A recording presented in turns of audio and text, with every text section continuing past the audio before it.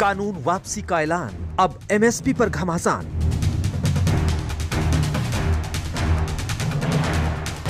पहले कानून पर विरोध, अब नई मांगों का गतिरोध। एमएसपी पे गारंटी कानून चाहिए। पहले सरकार माने मांग, फिर लौटेंगे किसान।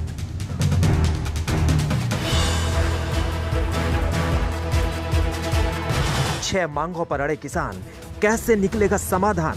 किसान शहीद हुए हैं, उनकी जिम्मेदारी भारत सरकार की है। उनको मुआवजा, शहीद स्मारक।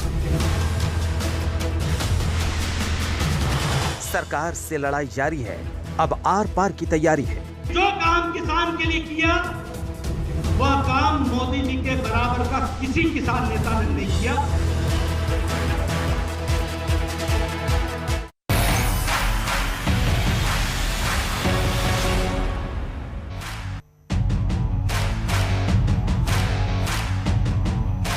नमस्कार, आप देख रहे हैं हल्ला बोल। आपके साथ मैं हूं अंजना ओम कश्यप। सोचा होगा बहुत सारे लोगों ने कि कृषि कानून खत्म करने के ऐलान के साथ खत्म हो जाएगा किसानों का प्रदर्शन, खत्म हो जाएगी किसानों की मांग, खत्म हो जाएगा किसानों का आक्रोश, बॉर्डरों पर तने हुए किसानों के तंबू उखड़ जाएंगे और किसान खुशी खुशी अपने घर जाएंगे। मगर सोच में मोच आ गई है।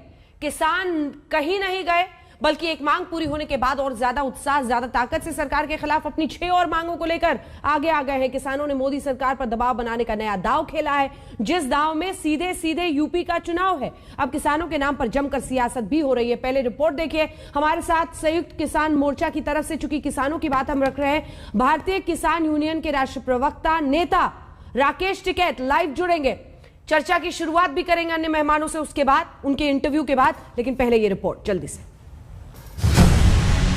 हमने 3 कृषि कानूनों को वापस लेने का, रिपील करने का निर्णय लिया है। प्रधानमंत्री नरेंद्र मोदी ने तीनों कृषि कानूनों की वापसी का ऐलान किया और पहुंच गई अब उनके पास 6 मांगों वाली चिट्ठी। नहीं खत्म हुआ किसान आंदोलन का गतिरोध। तीनों कृषि कानून की वापसी के बाद भी आंदोलन और घमासान जारी है। तीनों कृषि कानून वापसी के बाद लखनऊ महापंचायत के साथ किसान संगठन आंदोलन में नई जान फूंक रहे हैं, जोश का ऑक्सीजन फिर से भर रहे हैं। आगे आपकी रणनीति क्या रहने वाली है? एमएसपी पे गारंटी कानून बना। जो किसान शहीद हुए हैं, उनकी जिम्मेदारी भारत सरकार की है। उनको मुआवजा, शहीद स्मारक और जो और बिल ये हाउस में लेकर आना चाहते हैं, उस पर बैठ कर बातचीत करें सरकार। बॉर्डर पर आप लोग बैठे हैं, किसान बैठे हैं, तो क्या किसान बैठे रहेंगे? कब तक बैठे रहेंगे? अभी तो है वहीं, अभी देखते हैं 29 तारीख में क्या होता है। और एमएसपी पे गारंटी कानून चाहिए। तो क्या ये माना जाए कि जब तक एमएसपी पर गारंटी की कानून नहीं आता, तब तक आपका स्टैंड वही रहेगा? तो वही है, वही है। सरकार बात तो करे ना। किसान नेताओं को ललकारते हुए गोरखपुर में बीजेपी अध्यक्ष जेपी नड्डा ने सीधा किसान नेताओं पर हमला बोला। कहा प्रधानमंत्री मोदी ने किसानों के लिए किसी किसान नेता से कहीं ज्यादा काम किया है। एक एक कर सरकार के किसान हित में किए गए सारे काम गिनाए। उत्तर प्रदेश में 2,54,00,000 किसानों को 10 किस्तों में किसान की सम्मान निधि पहुंचाई गई है। यह भी हमको ध्यान में रखना चाहिए। 2400 रुपए की खाद की बोरी मोदी जी ने 1200 रुपए में आपको पहुंचाई है। यानी एक बोरी अगर लेने जाते थे, आज एक बोरी मुफ्त की लेकर के आओ, मोदी जी के नाम पर लेकर के आओ। दरअसल कृषि कानूनों की वापसी के साथ ही किसान संगठनों का रुख साफ हो गया था। प्रकाश पर्व पर सुबह 9 बजे प्रधानमंत्री ने तीनों कृषि कानूनों की वापसी का ऐलान किया और किसान नेता राकेश टिकैत ने कुछ घंटों में ही पीएम की बातों पर भरोसा नहीं होने की बात कह दी। कहा पहले संसद से कानून वापस हो, फिर मानेंगे। अगले दिन साफ किया कि एमएसपी गारंटी कानून के बिना आंदोलन खत्म नहीं होगा। बात करे सरकार। बार बार किसानों को संदेश दिया, धरने पर बैठे रहो। तो होगी ना कि इसका प्रारूप क्या होगा। बैठ के सरकार बातचीत कर ले और उसको कैसे फाइनल टच देना है, सरकार बातचीत करे बैठ कर टेबल पे। एमएसपी पे गारंटी कौन देगा? फसलों की खरीद उत्तर प्रदेश में कम हो रही है, उसकी जिम्मेदारी किसकी होगी? बिजली के रेट सबसे ज्यादा हैं, उसकी जिम्मेदारी किसकी होगी? वो भी बता दो। अपने आंदोलनों को मजबूत रखो। जिस जिस स्टेट में वहां पे मजबूती के साथ में आप खड़े रहो। ये दिल्ली में आंदोलन लड़ाई जारी है अभी।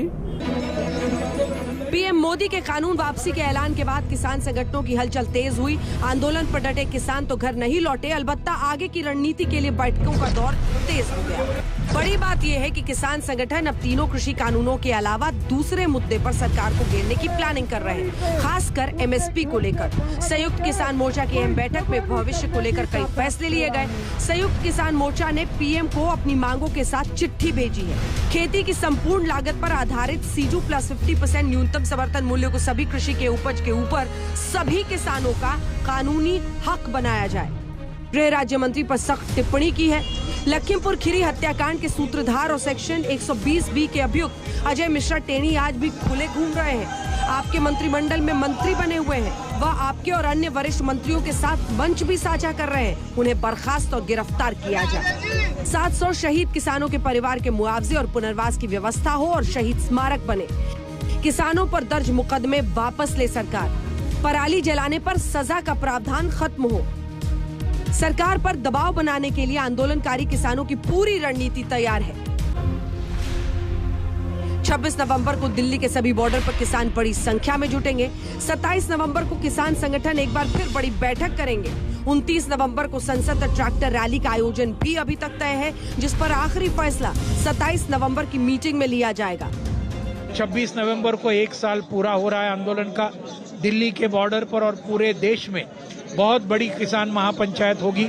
28 तारीख को हमारी मुंबई में महाराष्ट्र की बड़ी महापंचायत हो रही है, एसकेएम के लीडर आ रहे, और 29 तारीख से क्या करना है उसके बारे में 27 नवंबर को एसकेएम की फिर से मीटिंग होगी। उसके अंदर आगे का रास्ता तय किया जाएगा। तो मोदी जी के लिए, भारतीय जनता पार्टी के लिए प्रथम राष्ट्र है, राष्ट्र सर्वोपरि है। बिल तो बनते रहते हैं, बिगड़ते रहते हैं, वापस आ जाएंगे, दोबारा बन जाएंगे, कोई देर नहीं लगती है। लेकिन मैं तो मोदी जी का हृदय से धन्यवाद करूंगा कि उन्होंने बहुत बड़े मन का, बड़े दिल का परिचय दिया। किसानों की तरफ से लगातार आंदोलन और यह कानून वापस लिया जाए मांग की जाती रही और शासन की तरफ से समझाया नहीं जा सका उनको।